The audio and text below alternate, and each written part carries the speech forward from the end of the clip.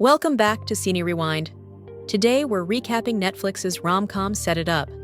Two exhausted assistants try to make their bosses fall in love so they can finally get a break, but end up finding love themselves. Ever feel like your boss is the villain of your story? You're hungry, tired, and your entire existence is just running errands, answering calls, and saying yes, of course, to ridiculous requests? Well, in Netflix's rom-com Set It Up, two assistants reach their breaking point. And instead of quitting, they come up with the ultimate plan. Make their bosses fall in love with each other, just so they'll finally get a break. Sounds crazy, right? But sometimes crazy works.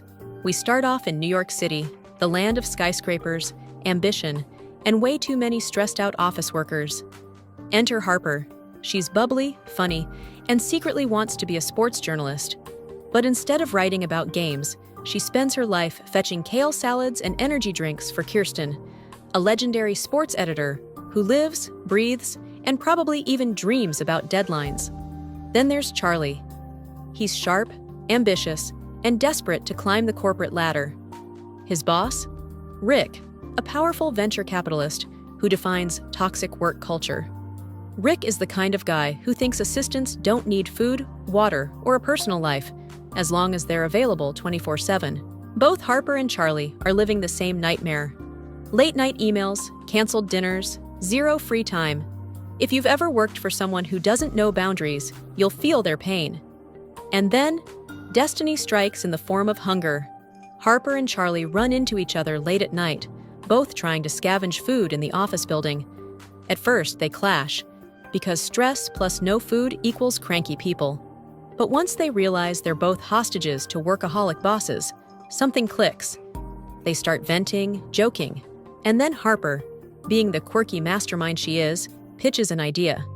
What if we set up our bosses? If they fall in love, they'll be too distracted to torture us. It's bold, it's manipulative, it's borderline evil, but also kind of genius. Thus begins Operation Boss Romance. Harper and Charlie transform into undercover cupids. Their first attempt?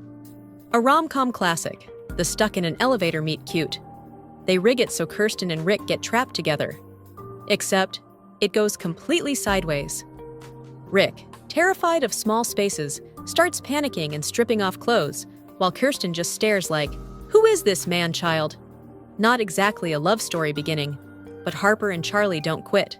They double down. They plan dinners, secretly adjust schedules, and even manipulate sports tickets so the bosses end up together at games. One of the funniest moments? The kiss cam.